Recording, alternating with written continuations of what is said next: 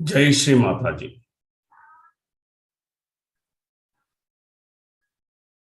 ఈ రోజు ఆన్లైన్ కార్యక్రమం చేసిన ప్రతి వారికి స్వాగతం.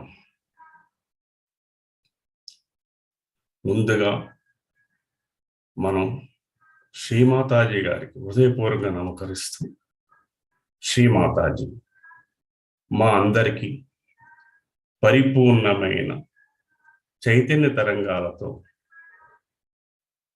ఆశీర్వదిస్తూ ఈ సామూహిక ధ్యానానికి వచ్చిన ప్రతి వారిని ఆశీర్వదించండి అమ్మా.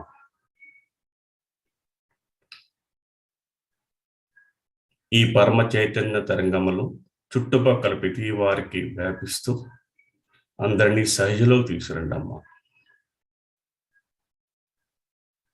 శ్రీమాతాజీ గారి బిందిని అలా చూస్తూ ఒక నిమిషం పాటు మనం ధ్యానంలో ఉందాం.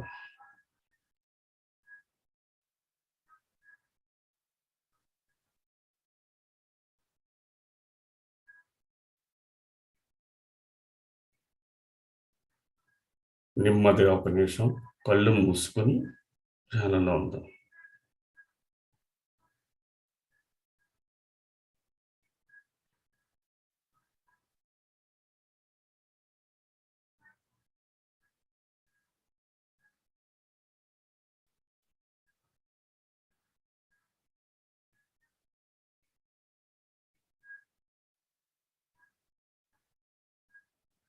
శ్రీమాతాజీ గారికి సంపూర్ణ శరణాగతులు అవుతూ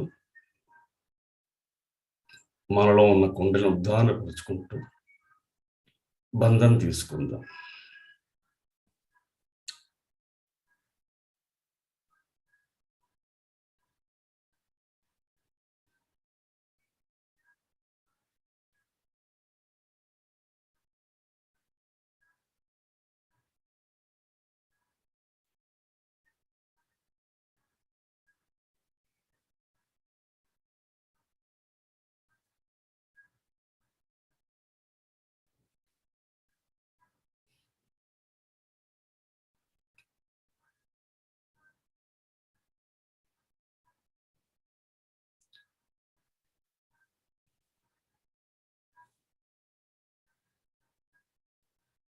మన చిత్తం పరిపూర్ణంగా మన చేతుల మీద సహస్రారంగా ఉంచుకుంటూ 3 మహామంత్రములు, తదుపరి శ్రీ గణేష్ మంత్రం తీసుకుందాం.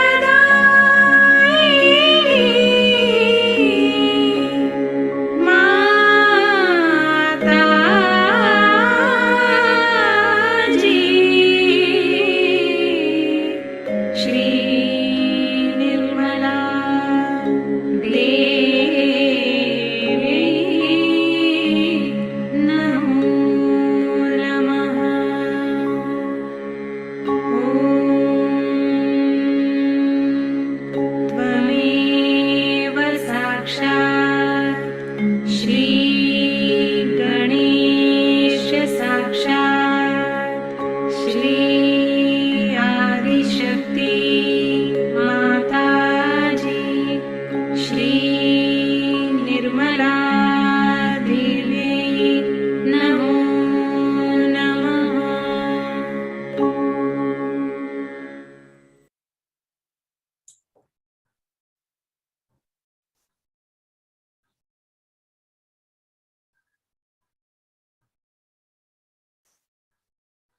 ఇప్పుడు మన రెండు చేతులను భూమాత మీద ఉంచుకుని ఈ విధంగా ప్రార్థిద్దాం. శ్రీమాతాజీ, ఓ భూమాత, మాలో ఉన్న సమస్త దోషములను మీకు పరిపూర్ణంగా సమర్పించుకుంటున్నానమ్మా.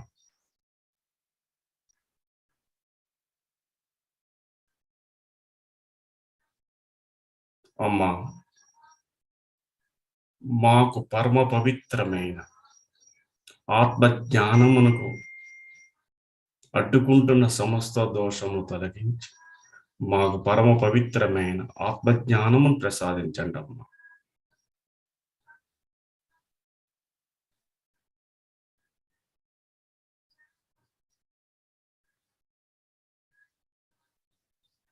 మన చిత్తం పరిపూర్ణంగా రెండు చేతుల మీద భూమాత ఉన్నప్పుడు, భూమీత మీద ఉంచున్నప్పుడు ఆనందాన్ని మనం పొందాలి.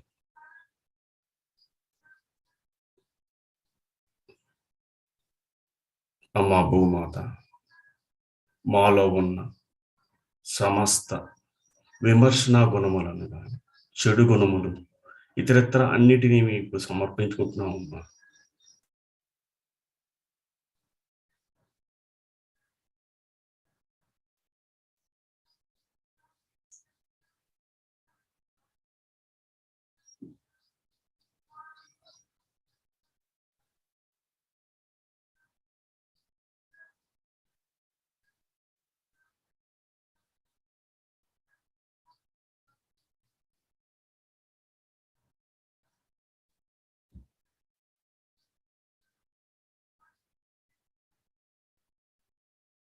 మమ్మల్ని పరిపూర్ణముగా క్షమించండి అమ్మా. మా పాదములతో మీ మీద నడుచుకుంటున్నప్పుడు మా ఎడల ఎటువంటి బాధలు లేకుండా చూడండి అమ్మా.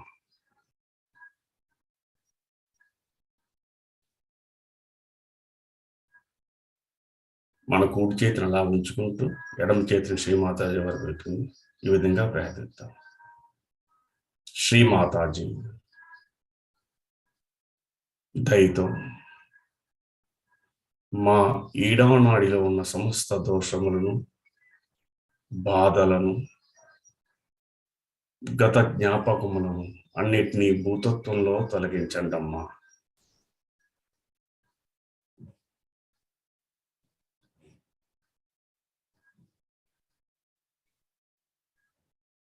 మన చిత్తం పరిపూర్ణముగా ఈడవ నాడి వైపు సహస్రాంలో ఉంచుకుంటూ 1 నిమిషం పాటు ధ్యానంలో ఉంటుంది.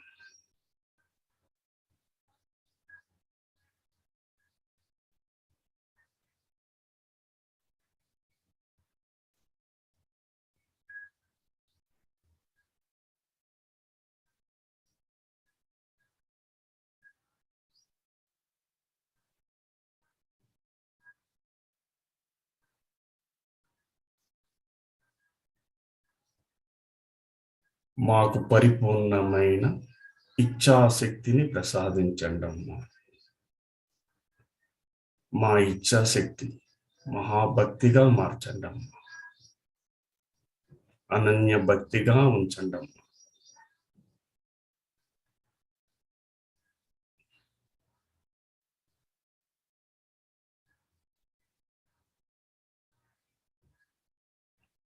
శ్రీ మహాకాళి సాక్షాత్, శ్రీ భైరవనాథ్ సాక్షాత్ మంత్రం తీసుకుందాం.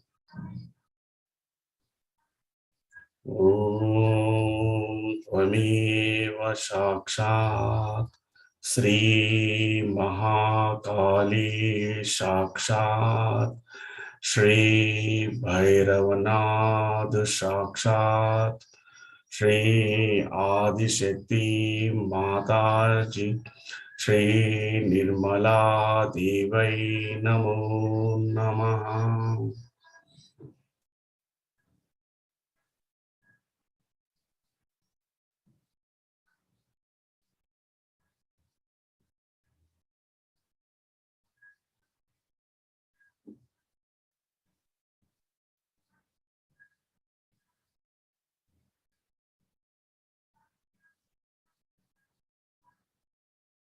శ్రీ బ్రహ్మ గ్రంథి వివేదిని సాక్షాత్.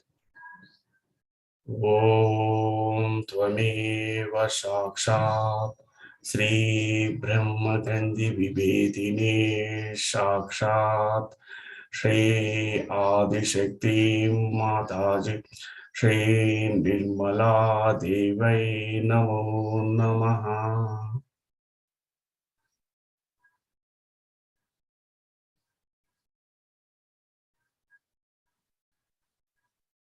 ఇప్పుడు నెమ్మదిగా మన కుడి చేతిని శ్రీమాతాజీ వైపు ఉంచుకుంటూ ఎడమ చేతిని ఆకాశం వైపు ఉంచుకుంటూ ఈ విధంగా మాతాజీగాని వేడుకుందాం. శ్రీ మాతాజీ, మా పింగళా నాడి మరియు కుడి శరీర భాగంలో సమస్త బాధలను దోషములన్నిటినీ ఆకాశతత్వంలో తొలగించండి అమ్మా.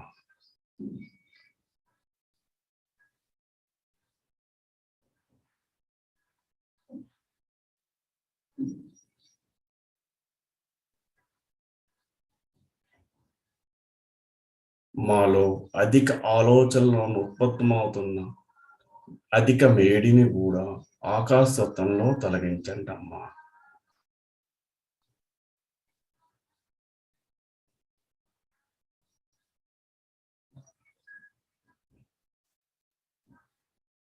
మాకు పరిపూర్ణమైన క్రియాశక్తిని ప్రసాదించండి అమ్మా. మాకు పరిపూర్ణమైన శ్రద్ధను ప్రసాదించండి అమ్మా.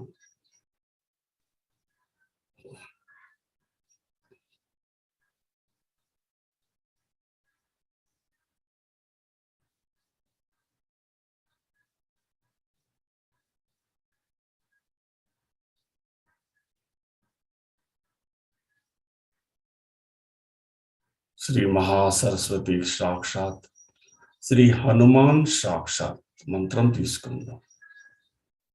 ఓం త్వమేవ సాక్షాత్ శ్రీ మహాసరస్వతి సాక్షాత్ శ్రీ హనుమాన్ సాక్షాత్ శ్రీ ఆదిశక్తి మాతాజీ శ్రీ నిర్మలా దేవై నమో నమః.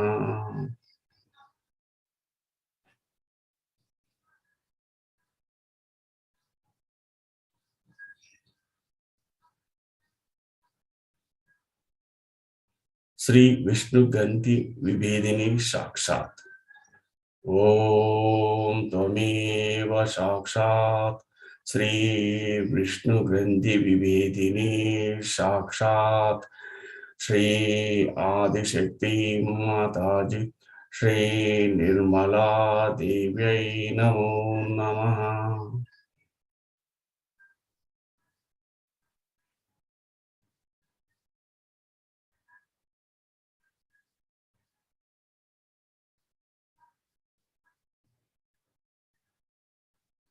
నెమ్మదిగా మన ఎడం చేతిని మన ఒడిలో తీసుకుందాం.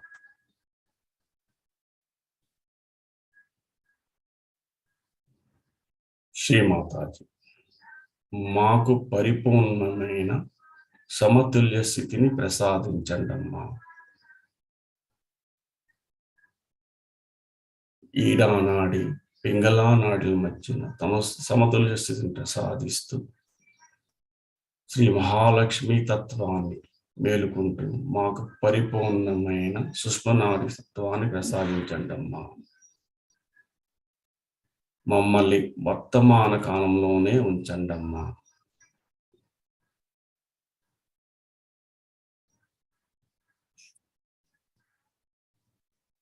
శ్రీ మాతాజీ, సాక్షాత్ శ్రీ మహాలక్ష్మి స్వరూపుడు మీరే కదమ్మా. శ్రీ గణేశుడు మీరే కదమ్మా.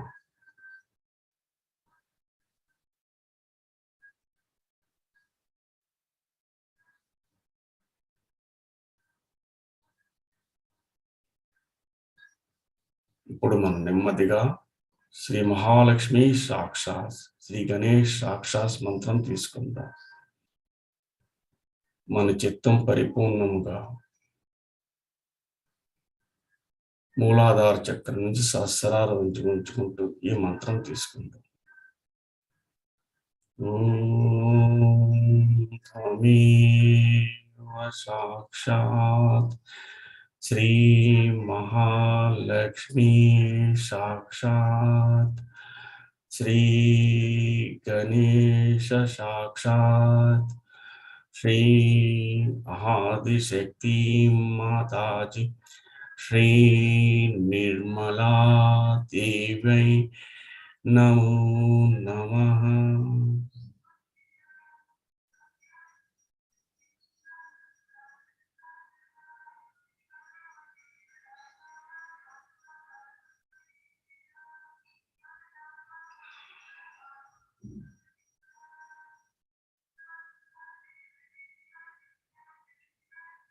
ఇప్పుడు మనం నెమ్మదిగా మన చిత్తమును మూలాధార దగ్గర నుంచి సహస్రం తీసుకొస్తూ శ్రీ గౌరీ కుండలిని సాక్షాత్ మంత్రం తీసుకుందాం.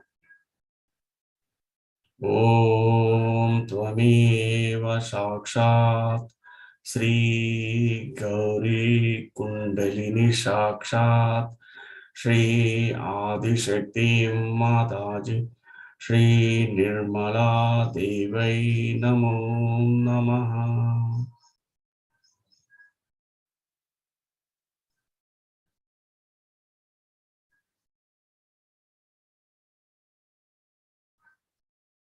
శ్రీ రుద్రగంధి విభేదిని మంత్రం తీసుకుందాం. ఓం తమేవ సాక్షాత్ శ్రీ రుద్రగంధి విభేదిని సాక్షాత్ శ్రీ ఆదిశక్తి మాతాజీ శ్రీ నిర్మలా దేవై నమో నమః.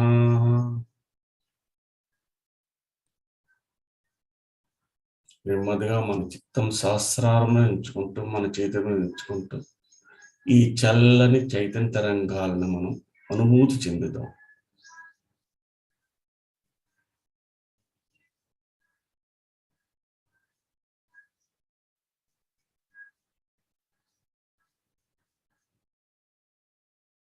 శ్రీకృష్ణ పరమాత్ముని యొక్క ఆ యోగేశ్వరుని యొక్క ఆశీస్సులతో ఈరోజు మనం శ్రీమాతాజీ గారు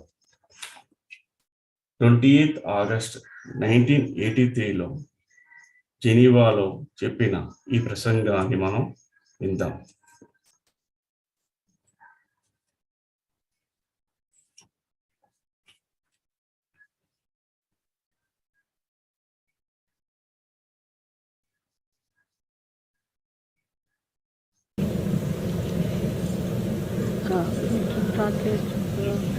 Today we are celebrating here in this holy land the birthday of Shri Krishna. Shri Krishna is the ultimate of the fatherhood that I described you before, who came on this earth and illustrated the ultimate of that. So on this earth, the highest fatherhood is Shri Krishna's awareness. But in the kingdom of God, we can say in the heavens or even above everything else, resides Sadashiva, who does not take incarnations. He is one of the aspects. Shri Krishna is one of the aspects of Sadashiva, which is the Father. And the Adi Shakti or the Holy Ghost is the other aspect of Sadashiva, which is his power. So when Shri Krishna incarnated on this earth, an aspect of this Adi Shakti came on this earth as Radha.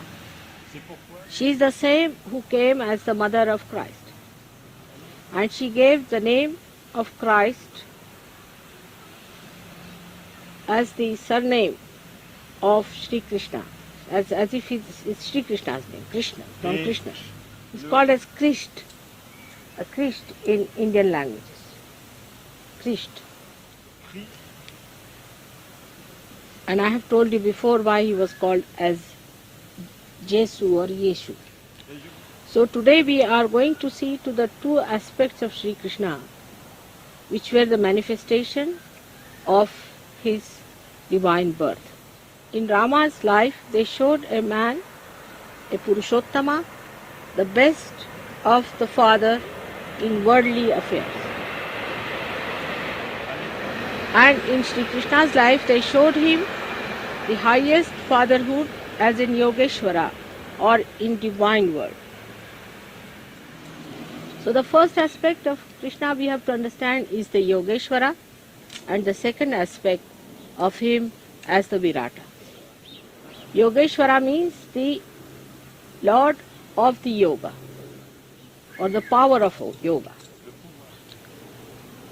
He is called because he reached the optimum that one has to reach as a yogi. As if he is the ideal that you have to reach. Now, as a yogi, he was born of a royal family, but he lived in the jungles, in the forests, with the cows, with ordinary people. He used to sleep on the ordinary places, like sometimes on the stone or on the grass, when he would go with his cows for their feeding. Secondly, he was very, very aware, absolutely aware of his powers, without any ego. He had a special power called Samhara Shakti, by which he could destroy all those people who tried to harm the divine manifestation. The Samhara Shakti is expressed as the chakra in his hand, and another is the gada in his hand. These powers were within him, and he acted according to the power of Radha, because she was the one who sustained the power of Shri Krishna. The proof of that is this, that when he was in Gokul with Radha, he did all his Samhara work, Samhara Karya. And afterwards, he just became a chariot driver for Arjuna. So for his disciple Arjuna, he became even a chariot driver. The another great quality of Yogeshwara was the complete discretion power built in. So he knew who was a devil and who was not, who is good, who is bad, who is possessed, who is not possessed, who is innocent, who is not. This was built in within him, this power of complete discrimination.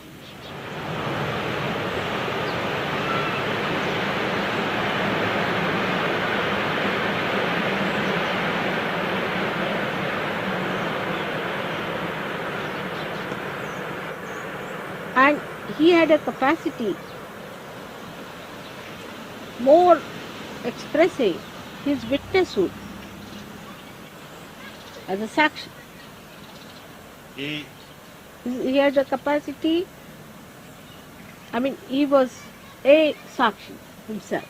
I should say this way, it's easier to understand. He was a sakshi, means he had the capacity of witnessing the whole world as a play. At the time of Rama, Rama was the one who got involved into his problem to show as if he is a full human being. So that human beings should not say that he was God, so how could we accept God, because he was God after all. Now, this capacity in him to witness has to be seen in every yogi. The element he controls is ether. We call it as Akash in Sanskrit. Akasha. This ether, as you know, we are using now for our television, for our radio, for every sort of a collective work. So we have to be in charge of the ether element as yogis. And that is the subtlest of all, in the sense that you permeate into everything with that, and is above all. Like plastic also permeates into everything, into matter, into everything, up to the air, but it cannot enter into ether. So the negativity cannot enter into ether. So when you enter into your ethereal zone, you actually enter into the area which is thoughtless awareness. So to achieve your ethereal state, you have to expand your thoughtless awareness. And the sustenance of that is done by Christ, by the Spirit. So you can realize now, as a yogi, your state of mind should be ethereal. And what should be the state of your superego? This is the ego part of it, that you should be in ethereal state. And as a superego, you should see it as a play. You should see the play of the negative. Negativity will run away, but don't get involved into it. Play into their hands. Then the negativity will separate from you. So the ego and superego both rise from the Vishuddhi chakra. They can be preceded by the Agya chakra, but are to be sucked in the Vishuddhi. The greatest quality of Yogeshwara is that he is not at all involved into it. Detached, absolutely. If he eats his food, he does not eat it. If he speaks, he does not speak. If he sees, he does not see. If he hears, he does not hear. It has no effect on him, no retention on it, no action on it. Whatever he is complete. 16 petals is complete moon. 16th day of the moon is the Purnima. That is how one has to be complete in oneself, complete confidence in oneself. But the confidence should not be confused with ego. But confidence is complete wisdom, is complete dharma, it is complete love, complete beauty, and is complete God. That's what it should be. Now when he said that you give up all your dharmas and surrender to me in Gita, what he was meaning, that all other things about which you are worried, you give up and become one with me. So I look after you. Give up the responsibility to Shri Krishna. So the complete integrated divinity will start expressing through you. Means if you say that you have to be responsible, then he says, all right, go ahead, try.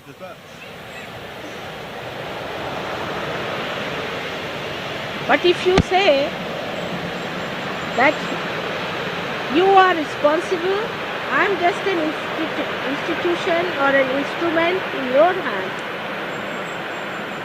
then you start manifesting it well. And that is how your Vishuddhi chakra gets opened up.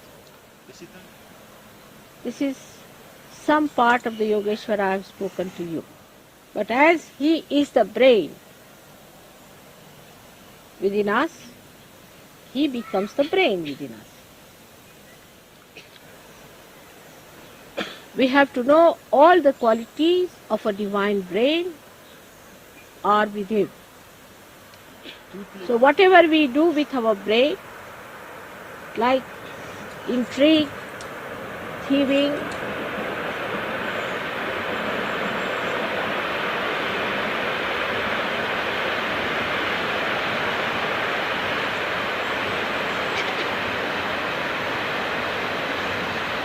the deception, all which are bad things by your brain, as they call it, are done by him for the divine purpose without getting any blemish upon himself.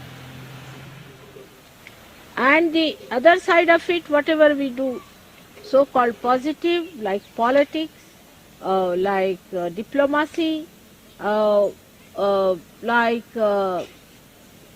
leadership, all that is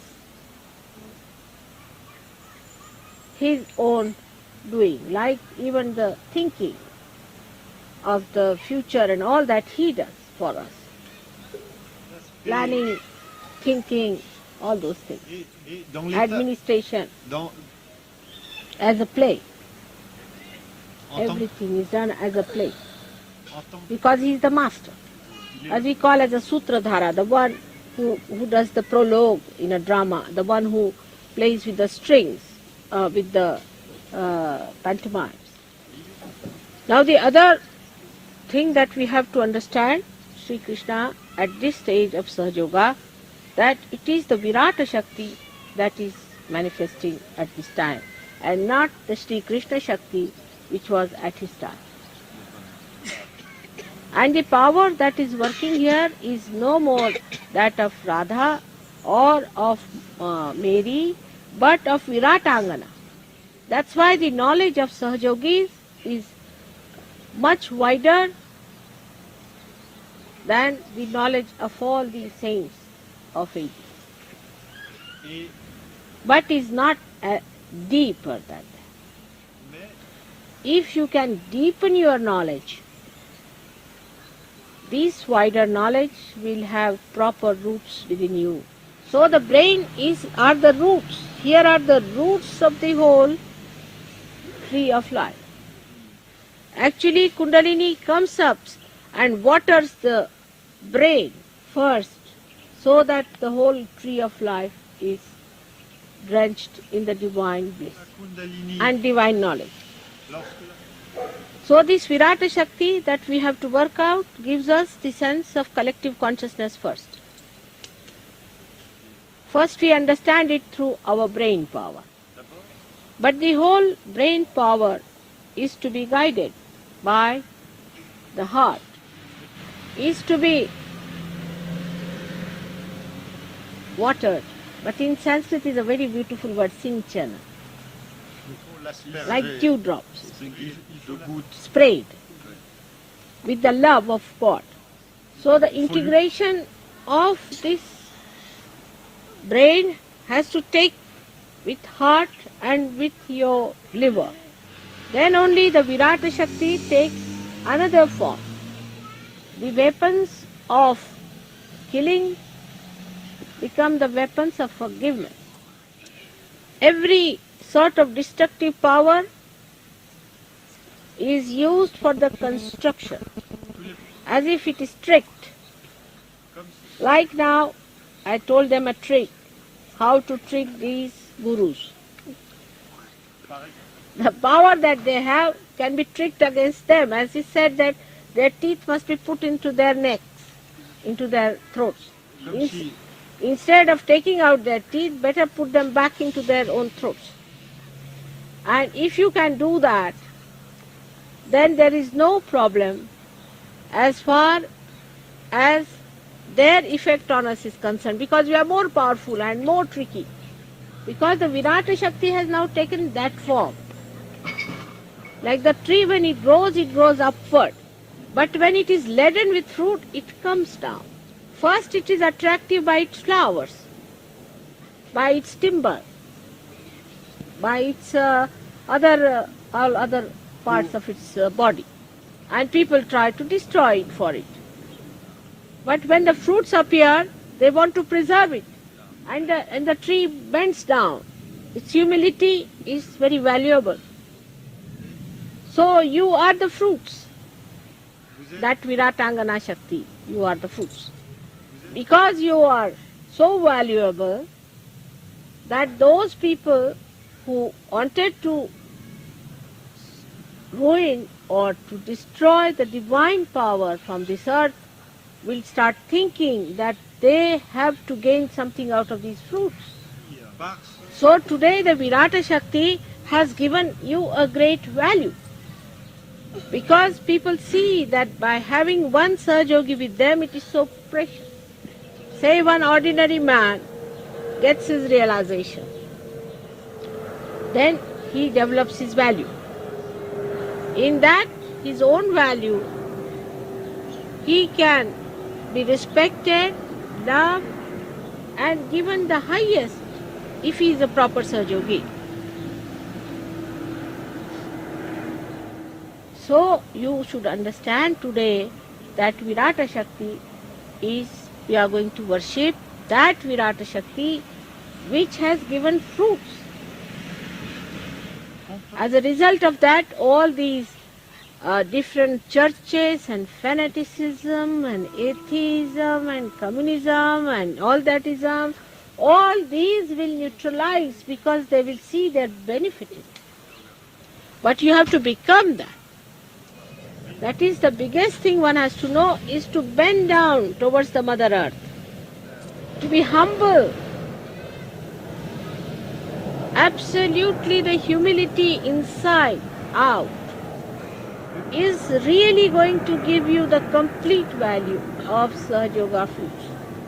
Those Sahajogis who boast about themselves are like the fruits which are getting ruined only on the only fruits which bend down are accepted as good and mature fruits. Not those who accept that they are the. But some of the negative people should not by any chance take advantage of this and say that they are good because they are bending down. It's not the logic. Some of them pose they are humble. certes, Even a rotten fruit bends down. But the mature fruit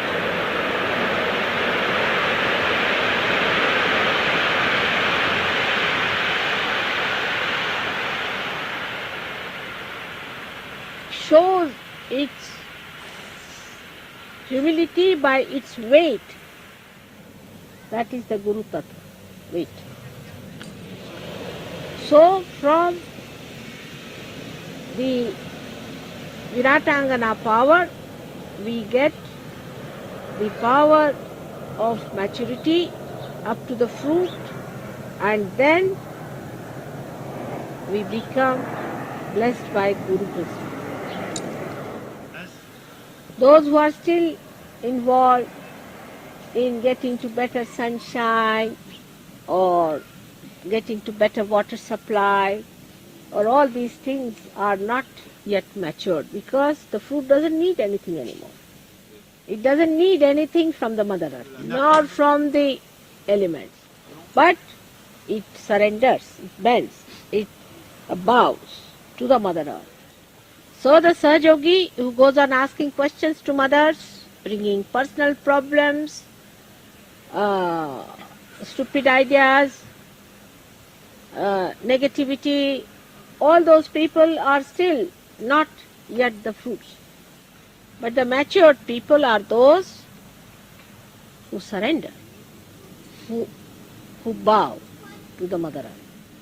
So the capacity to bow is the best judgment of yourself, and leaving everything to the power of gravity of your mother to do every work for you, and leaving all your small little worries behind. You have to rise above these restricting powers and achieve the completion of this Virata Shakti, which ultimately becomes a Madhura Shakti. Madhura, there's no word in English language, but it means a sweet power. Like the fruit becomes sweet. That's how you all have to become very sweet. Krishna tried to make everything very sweet, in the sense it was all Madhura Shakti that was acting. All his play, all his dancing, all his stories, if you read, is nothing but Madhura Shakti. Towards Gopas and Gopis, towards other Sahajogis. So you have to keep your mother pleased by pleasing all other Sahajogis and not other people. They are not important. So today we are going to shorten the puja, and that's why it took so much time upstairs to shorten it. So the time lost is time gained forever and ever. May God bless you.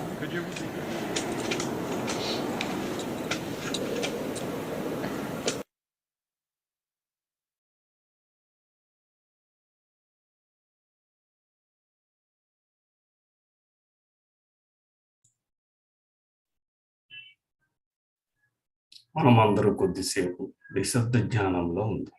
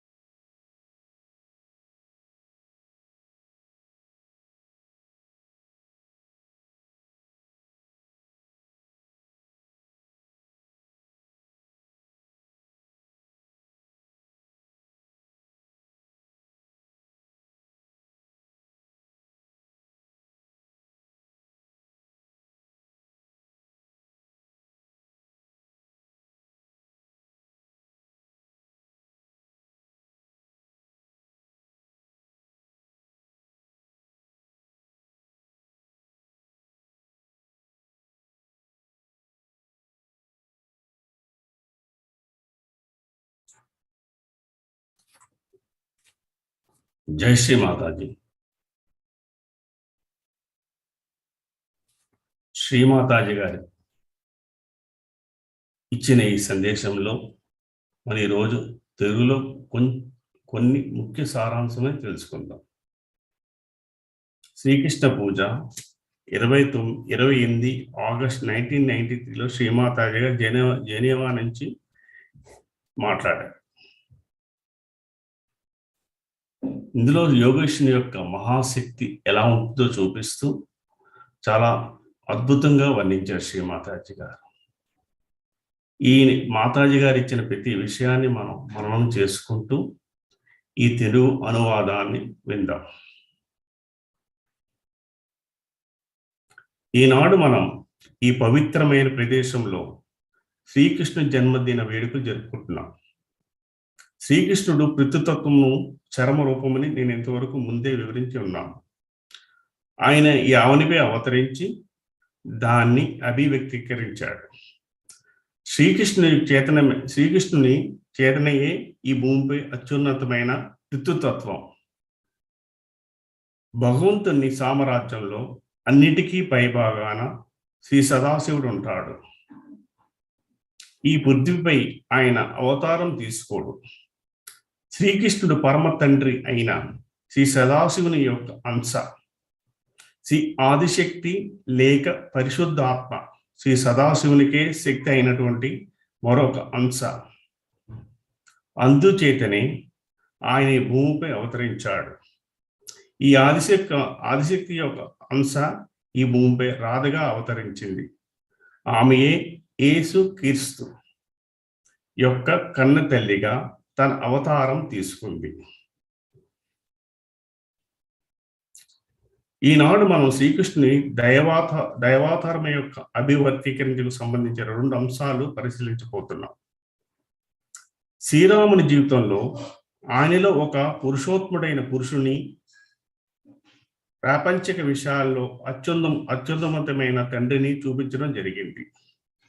శ్రీకృష్ణుడి జీవితంలో ఆయనను యోగేశ్వరునిగా లేక తనదైన కార్యాలలో అత్యున్నతమైన పితృతత్వం కనిపించేటట్టుగా చూపించడం జరిగింది. మనం అర్థం చేసుకోవాల్సిన మొదటి అంశము యోగేశ్వరుడు, రెండో అంశం విరాటుడు. యోగేశ్వరుడు అనగా యోగమునకు ప్రభువు లేక యోగము యొక్క శక్తి. ఒక వ్యక్తి యోగిగా చేరుకోవలసిన అత్యున్నతమైన స్థాయిని శ్రీకృష్ణుడు చేరుకున్నందువలన ఆయన ఆ విధంగా యోగేశ్వరునిగా పిలువబడుతున్నాడు. మీరు చేరుకోవాల్సిన గమ్యమునకు ఆయనే ఆదర్శము. ఆయన ఒక యోగిగా ఒక రాచ కుటుంబంలో జన్మించాడు. అంటే గొప్ప వంశంలో జన్మించాడు. అయినప్పటికీ ఆయన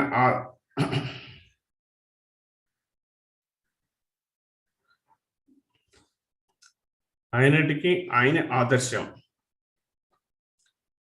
ఆయన ఒక యోగిగా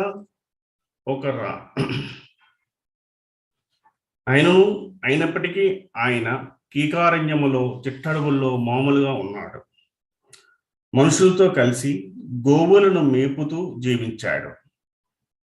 ఆయన గోపాలునిగా గోవులను మేపుటకు వెళ్ళినప్పుడు కొన్ని మార్లు రాళ్ళు, రప్పలు, గడ్డి, గాథ వంటి మామూలు ప్రదేశాలపై విస్మరించేవాడు. తనకు తన దైవిక శక్తుల గురించి కాదు, క్షుణ్ణముగా సంపూర్ణంగా తెలిసినప్పటికీ ఆయన పూర్తిగా నిరహంకారుడే జీవించాడు. ఆయనకు సంహార శక్తి అనే ప్రత్యేకత శక్తి ఉంది. ఈ దేవశక్తితో ఆయన దైవాతరములకు హాని కలిగించి తలపెట్టేందుకు వారందరినీ సంహరించాడు.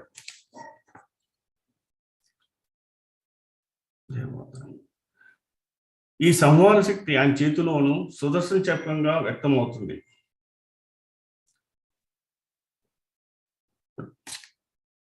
రెండవది ఆయన చేతిలోని గద.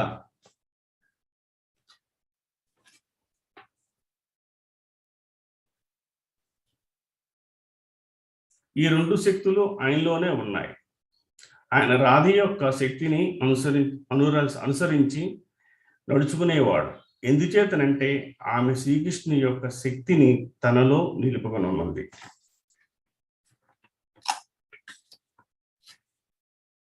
యోగేశ్వరుని యొక్క మరో గొప్ప లక్షణం ఏంటంటే విచక్షణ శక్తి సంపూర్ణంగా ఆయనలో అంతర్నిర్మితమే ఉంది. శ్రీకృష్ణునికి తన సాక్షితత్వం వ్యక్తీకరించే సామర్థ్యం అత్యధికంగా ఉంది. ఆయనే స్వయంగా ఒక సాక్షి. ఆయనకు ఒక సమస్త బ్రహ్మాండమునకు ఒక నాటకంలా వీక్షించే సామర్థ్యం ఉంది. శ్రీకృష్ణునిలో గల ఈ సాక్షిసత్వం సామర్థ్యము సహజోగులందరిలోనూ కనిపించాలి. ఆయన ఆకాశతత్వమును నియంత్రిస్తాడు. ఈ ఆకాశతత్వమునకు ఈనాడు మనము మన టెలివిజన్ కోసము, రేడియో కోసము, ప్రతి ఒక్క సామూహిక కార్యక్రమాల కోసము ఉపయోగిస్తున్నాం. మీకు తెలిసిన విషయమే. కనుక సహజోగులుగా మనం ఈ ఆకాశతత్వమునకు యజమానులుగా కావాలి. మీరు మీ ఆకాశతత్వాల స్థితిని సాధించుటకై మీరు మీ నిర్విచార స్థితిని విస్తరింపజేసుకోవాలి. అది క్రీస్తు చేత, ఆత్మ చేత పోషింపబడుతుంది. కనుక ఒక సహజయోగ మీ యొక్క మానసిక స్థాయి ఆకాశతత్వంపై ఉండాలనే విషయం మీరు గ్రహించాలి. మరి మీ ప్రత్యహంకార స్థితి మాట ఏమిటి? అహంకారం సంబంధించినంత వరకు మీరు మీ ఆకాశతత్వ స్థితిలోనే ఉండాలి. ఒక ప్రత్యహంకారంగా మీరు దీని అందరినీ ఒక నాటకంగా వీక్షించాలి. మీరు అమంగళ తత్వం అంటారు, నెగిటివిటీ యొక్క నాటకం చూడాలి. కానీ మీరు అందులో కల్పించుకోకూడదు. దానికి అబంధ హస్తాల్లో కీలుబొమ్మగా కాకూడదు. అప్పుడు అమంగళ తత్వం అంటే నెగిటివ్ పారిపోతుంది. అది మీ నుండి వేరుపడుతుంది. అహంకార ప్రత్యహంకారం రెండు విశుద్ధి చక్రం నుండి ఉత్పన్నమవుతాయి. అవి ఆజ్ఞాచక్రము చేత వెనక్కి లాగబడతాయి, కానీ విశుద్ధి చక్రంలోనికి పీల్చబడవలసి ఉంటుంది. యోగీష్ని యొక్క అతి గొప్ప లక్షణం ఏంటంటే ఆయన ఏ విషయంలోనూ కలుగు చేసుకోకుండా సంపూర్ణ బంధాతీతులుగా ఉంటాడు. మనిషి తనలో పూర్ణ విశ్వాసం ఉంచుకుని పరిపూర్ణమైన వ్యక్తిగా జీవించాలి. కానీ అహంకారములకు, ఆత్మ విశ్వాసమునుకొని అపార్థం చేసుకోకూడదు. ఆత్మవిశ్వాసం అంటే సంపూర్ణమైన వివేకము, అది సంపూర్ణ ధర్మం, అది సంపూర్ణమైన ప్రేమ, పరిపూర్ణమైన సౌందర్యం, పరిపూర్ణమైన భగవంతుడు. అది ఆ విధంగా ఉండాలి. శ్రీకృష్ణుడు భగవద్గీతలో ఇలా ప్రవచించాడు, మీ అన్ని ధర్మములు వదిలిపెట్టి నాకు శరణాగతులు కండి. అంటే ఆయన ఉద్దేశం మిమ్మల్ని కలత పెట్టే సమస్యలను, చింతలను వదిలిపెట్టి నాలో సమైక్యమవ్వండి. అప్పుడు నేను మీ యోగక్షేమాలు చూసుకుంటానని మీరు మీ బాధ్యతలు బదిలీ చేయండి. అప్పుడు సంపూర్ణ దైవత్వం అంతా మీ ద్వారా వ్యక్తీకరించడం మొదలవుతుంది. మీరే స్వయంగా మీ బాధ్యతలు మోయాలని సంకల్పించుకుంటే అప్పుడు ఆయన సరే మంచిది,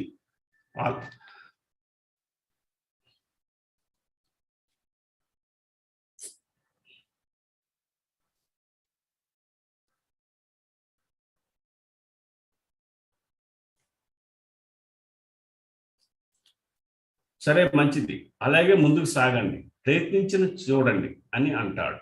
కానీ అలా కాకుండా శ్రీకృష్ణుడితో మీరే బాధ్యత వహించాలి. నేను కేవలం మీ చేతిలో ఒక ఉపకరణమును అంటే పనిముట్లు మాత్రమే అని అన్నప్పుడు మిమ్మల్ని మీరు బహు చక్కగా వ్యక్తీకరించుకోగలుగుతారు. ఈ విధంగా మీ విశుద్ధి చక్రం తెరవబడుతుంది. బాగా వర్ణించారు శ్రీమాతాజీ గారు. మీకు ఇప్పుడు చెప్పింది యోగీష్నికి సంబంధించిన ఇదంతా కొంత భాగం అని, కానీ ఆయన మనలోని మెదడు భాగం అయినందువలన ఆయన మనలో మెదడుగా రూపొందుతాడు. దైవ సంబంధిత మెదడు యొక్క లక్షణములన్నీ మనలోనే ఉన్నాయి, మనం గ్రహించాలి.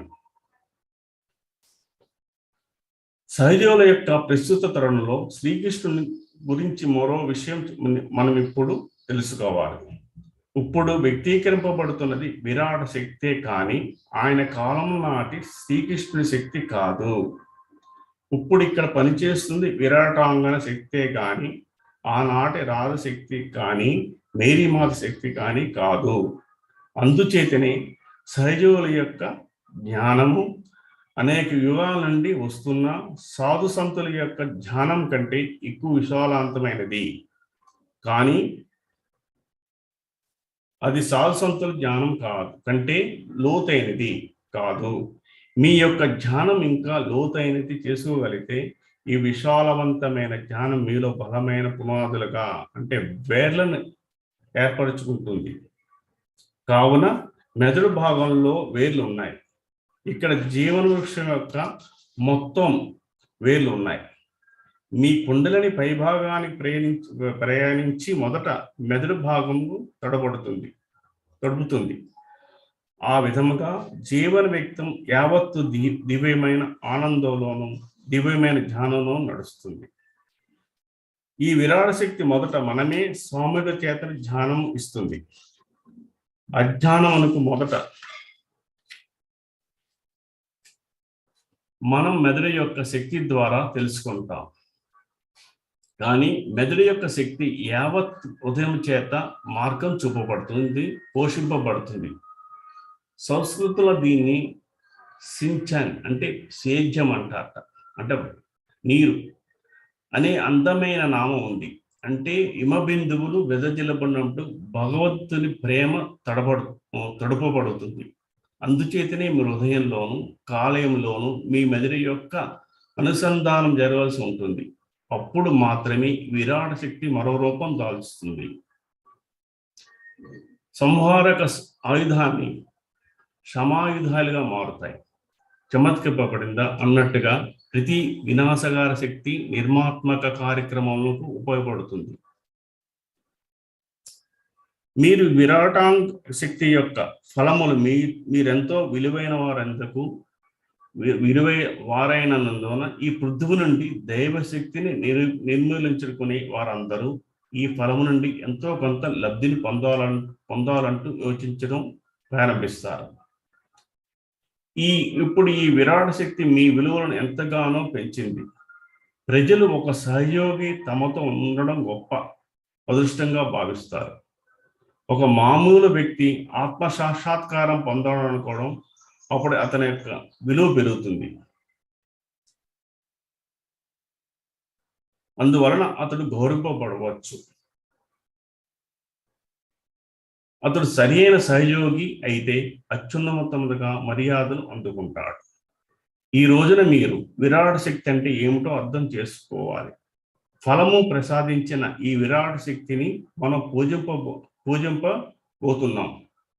ప్రజలు తమ ప్రయోజనాలకు సహజీవులుగా చూస్తున్నందున ఈ పలు రకమైన చర్చలు, మత చాందస్తము, నాస్తికము, కమ్యూనిజం లాంటి ఇజాలు మొదలైనవి క్రమేణా అంతరించిపోతాయి. కానీ మీరు మాత్రం అందుకోసం ఆత్మస్వరూపులుగా మారాలి. భూమాత వైపు సవినయంగా పొంగడం అనేది అత్యంత విషయమని మీరు తెలుసుకోవాలి. మీలో ఉండే వినమ్రత స్వభావమే సహయోగ ఫలము యొక్క పూర్తి విలువనకు వాస్తవంగా విశ్వసిస్తుంది.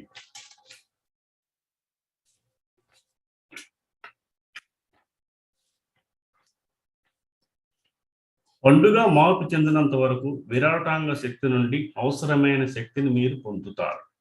అటు పిమ్మట గురుతత్వం చేత మనం ఆశీర్వదింపబడుదుము. మంచి సూర్యరశ్మి లేక మెరుగైన నీటి సరఫరాను లేదా ఇలాంటివన్నీ పొందే ప్రయత్నంలో ఎవరైతే ఇంకా ఉంటారో వాళ్ళు ఇంకా పరిపక్వ స్థితిని నానుడేవారు. కారణం, పండుగ దీని యొక్క అవసరం ఇంతే మాత్రం ఉండదు. భూమాత నుండి పంచభూతముల నుండి దానికి ఏది అవసరం ఉండదు. కానీ అది సమర్పణ అవుతుంది, సవినయంగా వంగుతుంది, భూమాతని ప్రణమిల్లుతుంది. శ్రీమాతాజీని అదే విధంగా పనిగా తమ వ్యక్తిగతమైన సమస్యల గురించి, దుష్ట శక్తుల గురించి తెలివితో తనంతో ప్రశ్నించే వారంతా ఇంకా ఫలములుగా మారలేదని గ్రహించాలి. తమను తాము సమర్పించుకున్న వారు భూమాతను ప్రణమిల్లుతారు, మాత్రమే పరిపక్వత చెందుతారు. కనుక ప్రణమిల్లే సామర్థ్యమే మీ గురించిన అత్యుత్తమమైన నిర్ణయం. మీ కొరక అన్నిటినీ నిర్వర్తించుటకు వీలుగా శ్రీమాతాజీ యొక్క గురుతత్వాక శక్తికే అన్నిటినీ విడిచి పెట్టండి.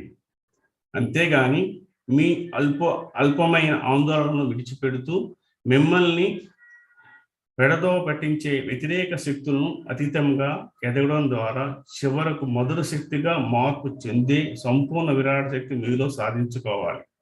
ఆ విధంగా మీరంతా ఫలముగా తీయగా మారినట్టుగా అత్యంత మధురంగా తయారు కావాలి. శ్రీకృష్ణుడు ప్రతి విషయమును మధురాతి మధురముగా మార్పుడుకు ప్రయత్నించాడు. అత్యంత మధుర శక్తి పనిచేయడం మూలంగానే సాధ్యపడింది. శ్రీకృష్ణుని మొత్తం నాటకమును, ఆయన నృత్యరీతులను, ఆయన అన్ని కథలను మీరు పరిశీలిస్తే గోపారుల పట్ల, గోపికల పట్ల, ఇతర సహజీవుల పట్ల మధుర శక్తి తప్ప మరేది వ్యక్తీకరింపబడలేదు. సహజోగులైన మీరంతా మీ కోటి సహజయోగులకు సంతృప్తి పరచడం ద్వారా శ్రీమాతాజీని ప్రసన్నం చేసుకోగలరు. సహజోగులు ఈనాడు నేను ఇచ్చే సందేశం ఇదే. శ్రీమాతాజీ గారు మమ్మల్ని అందరినీ ఆశ్రయించుగాక.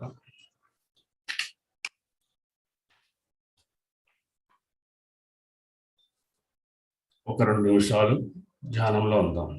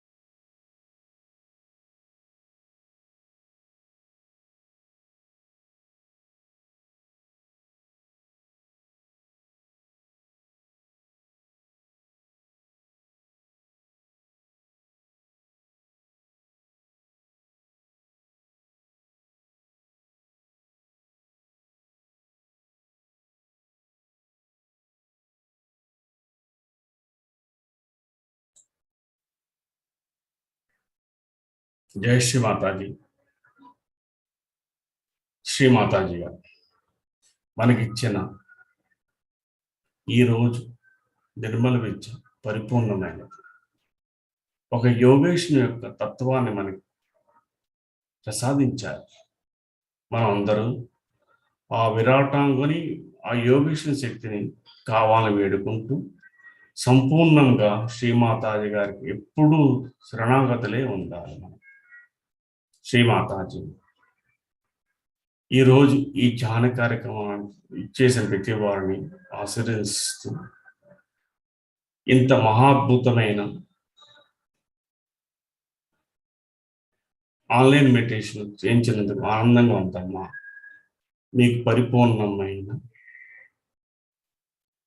అమ్మా, మీకు మా తరఫున ధన్యవాదములు తల్లి.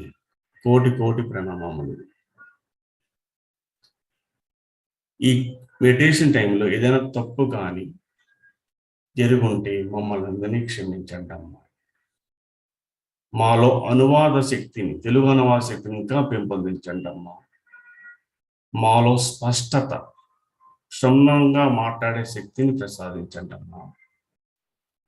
శ్రీ రాధాకృష్ణ శక్తి ద్వారా మాలో స్పష్టత, క్షుణ్ణంగా వివరించే శక్తిని ప్రసాదించండి అమ్మా. Thank you Shri Mataji. శ్రీమాతాజీ గారికి హృదయపూర్వకంగా నమస్కరిస్తూ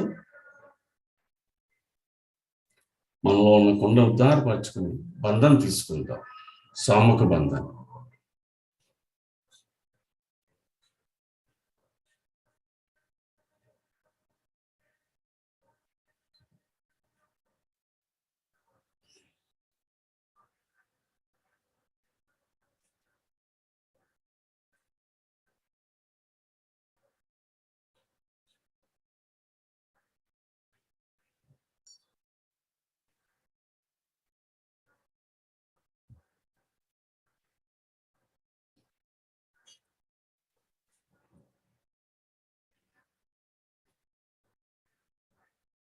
జై శ్రీ మాతాజీ.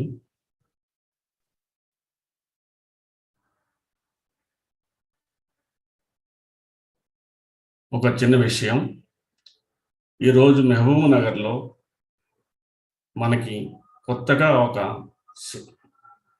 ధ్యాన కేంద్రం ప్రారంభింపబడుతోంది. ఈరోజు 10:30కి మహబూబ్ నగర్లో లయన్స్ భవన్లో మనకి ధ్యానం ఉంది. అదేవిధంగా సాయంత్రం 4 గంటలకు హవన కార్యక్రమం కూడా ఉంది. ఎవరైనా రాదలుచుకుంటే తప్పనిసరిగా రావాల్సిందిగా వేడుకుంటున్నాం. శ్రీ మాతాజీ. మహబూబ్ నగర్లో పరిపూర్ణముగా మంచి ధ్యాన సహయోగులందరినీ ప్రసాదించండి అమ్మా.